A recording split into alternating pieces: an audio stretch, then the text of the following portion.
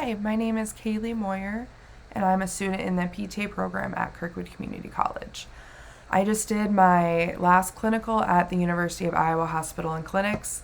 I was on the SNCU floor my first week, and then the remaining 7 weeks I was on the neuro floor. So there were actually some patients that I saw in the ICU that then moved to the neuro floor once I was there. And just with being on those two floors, I saw a lot of patients that had aneurysms. So I decided to do this in-service project on a couple of different aneurysm treatments I saw. So to just start it out, I want to explain what an aneurysm is. Like this picture shows, it's a bulge or ballooning in a blood vessel. And this develops due to a thinning or weakening of the artery wall. So a pool of blood just starts to form, and then it creates that bulge or that balloon. This one on the left is an unruptured aneurysm, and a lot of patients who have those actually are not aware that they have one because there's no symptoms with it. So they're not found until they either rupture or they did some kind of test that shows it. This one on the right is a ruptured aneurysm, and we know of that as a hemorrhagic stroke. These patients a lot of the time will have really severe headaches, even with just a minor leak is what it starts out with before it ruptures. The patient will also have a headache with that. Like I said, the clinical sign of an aneurysm, if it bursts, is a headache. It's not just a minor one. People try to describe it as the worst headache of their life, very severe. They also have some nausea and vomiting. They could have a stiff and or painful neck. If it gets too severe, where there's too much bleeding in the brain, people can have confusion or even a loss of consciousness. I found that with a lot of patients was that was how they arrived at the hospital, was because someone found them unconscious. So I'm going to be going over two patients who had two different types of treatments for their aneurysm. The first patient is a 60-year-old female, and she had a past medical history of hypertension and smoking. So older age is a risk factor for an aneurysm, and she isn't in her late 70s or 80s, but I would say she does have an older age, so that could put her at some sort of a risk. But the hypertension and smoking, those are two really common risk factors with aneurysms, so that definitely put her at a risk of having one. I also read in her chart that she had family history of ruptured aneurysms as well. So there could be a link with that. Her symptoms were the worst headache of her life. I believe she said it lasted for 3 days. It was so bad that she couldn't sleep for 2 whole days, and that's what originally brought her in to seek medical help. She also had nausea and vomiting, and then some neck pain that was going down. She had a CT scan when she came in, and it did show a ruptured aneurysm. She also had a minor subarachnoid hemorrhage with intraventricular extension, but it showed no hydrocephalus, which would be fluid accumulating in the brain, which is good. So that means that she had to have no EVD, which is something that I will go into at the end of this, which just helped mobilizing her a lot better. This patient is someone who had this thing called web embolization, and this is what originally got me on the topic of this in-service project. When we came across it, it was something I had never heard of, and it was something new to my CI as well.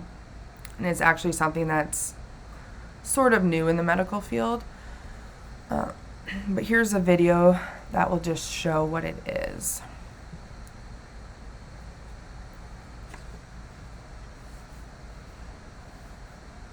So this is essentially a mesh plug. All of those little lines are smaller than hairs, but there's just so many that it essentially creates this plug where there's no flow through it whatsoever.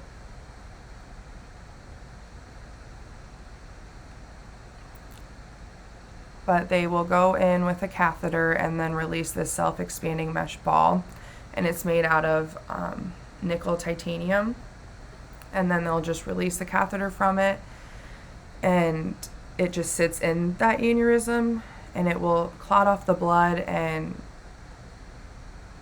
block off any that is trying to enter. So no more blood can get in, and like I said, it'll clot off the blood that's already there.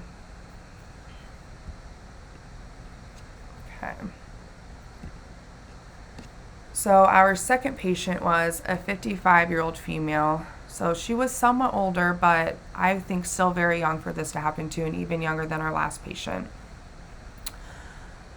Her symptoms were a thunderclap headache, which is just a severe, out of nowhere onset of a headache.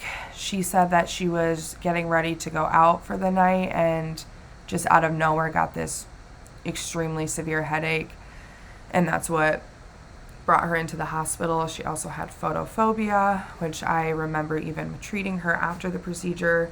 She also had nausea and vomiting, which is something I also remember that she had after the procedure as well. She had neck stiffness and pain. When she came in, she had a CT as well and was found to have a small localized subarachnoid hemorrhage. Unlike our last patient, she denies any past medical history, so like hypertension or anything like that, and she also denied having any tobacco use. So she's younger than our last patient, and two of the risk factors that patient A had, she does not have. But her mother did pass away from an aneurysm before, and our last patient also had family history of it, so it does make us wonder the link to family history and all of that. So this patient had a coiling done, and I think this is a lot more common, and I saw this a lot more with patients. But here's a video that will describe this one.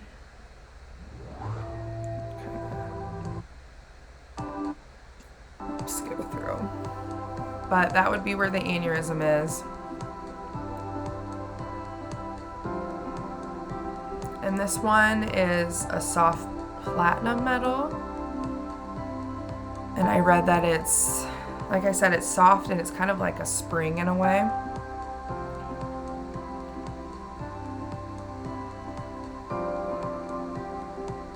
But I find this really fascinating. They actually go through the groin and then make their way in their path up to the aneurysm. So you can see this white line right here is going all the way up there. And then same as the last one, it's going to insert a catheter into the aneurysm, and then it's going to just release these coils.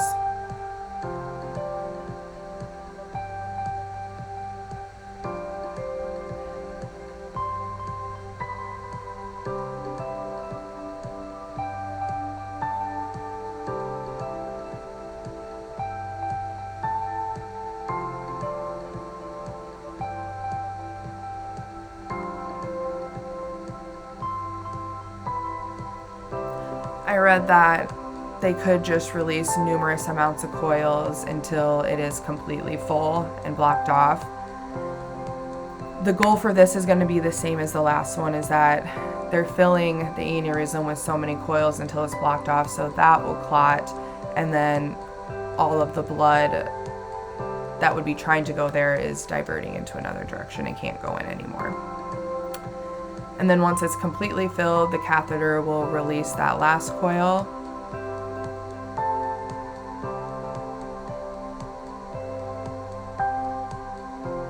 And you can see right here that that had a very wide opening for the aneurysm. And I read for the coiling, if it has a wide neck like that, it will also require having a stent put in, which I'll go into in the next slide.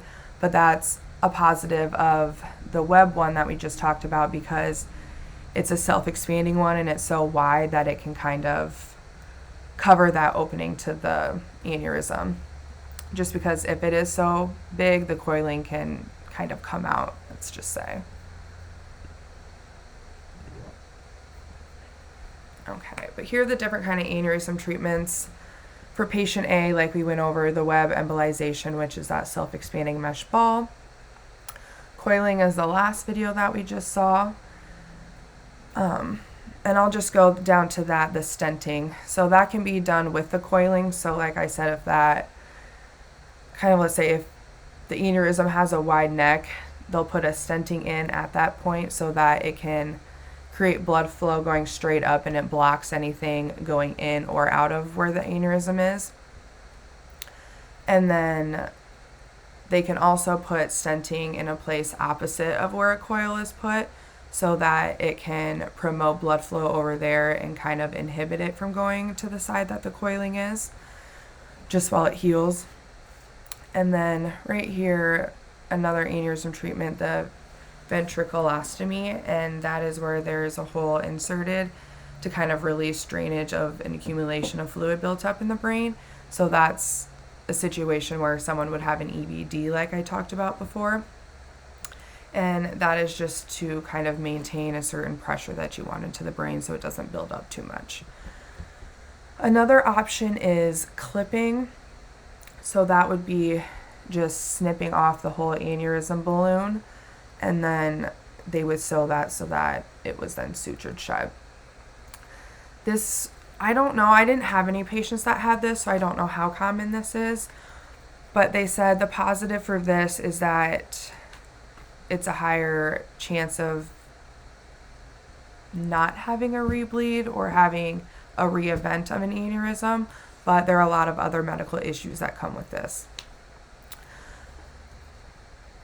Just between the two that we saw, the web embolization and the coiling, studies have showed that the web embolization has a, not much, but does have a slighter chance of clotting more than the coiling, as you could say.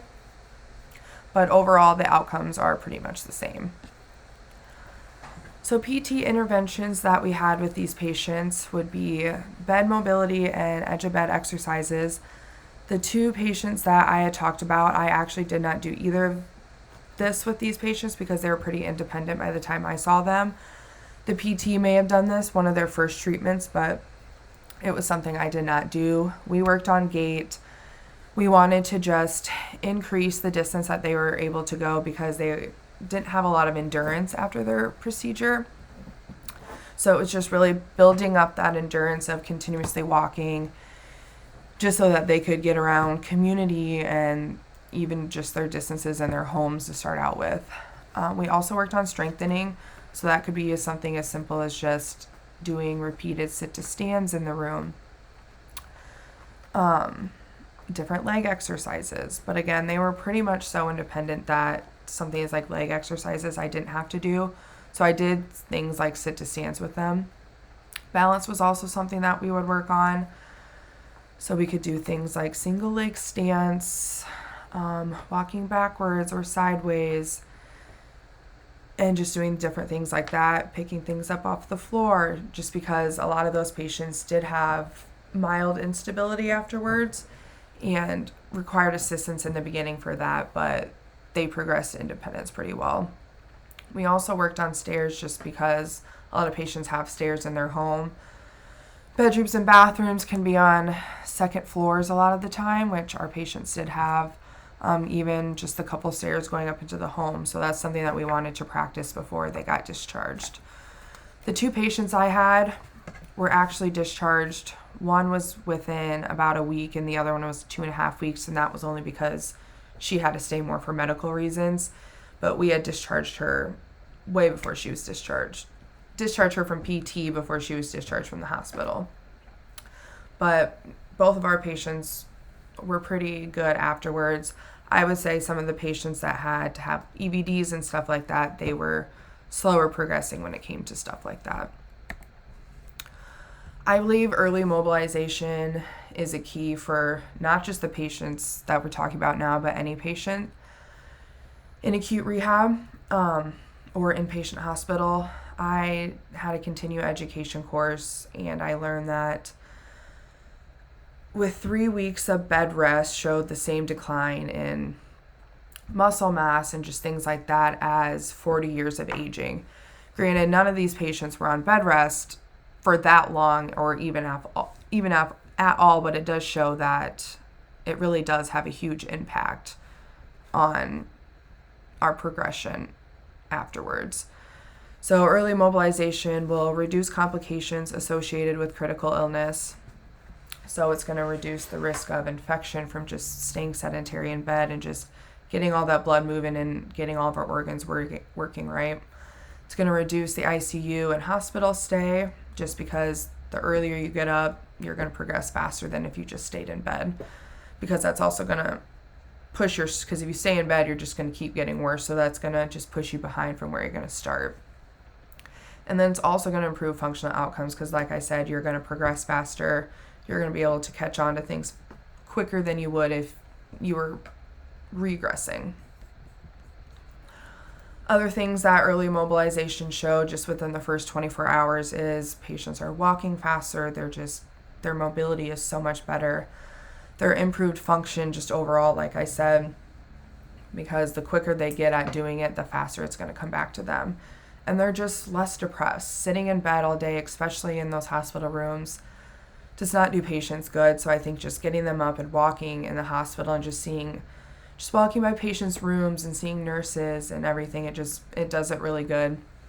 And that also gives them motivation to continuously keep working at what they're doing. So I think really talking to nursing on trying to walk patients, because we can't see them every day, let alone more than once a day. So it really would be beneficial if these patients were getting up and walking, especially like the 2 patients that we saw. They were pretty independent, so it wouldn't be much work, or the nurses wouldn't be needing to give much assist for walking them around. But I think early mobilization and seeing the patient as soon as we can PT-wise is extremely important in their progress. I just want to say thank you for listening to my presentation.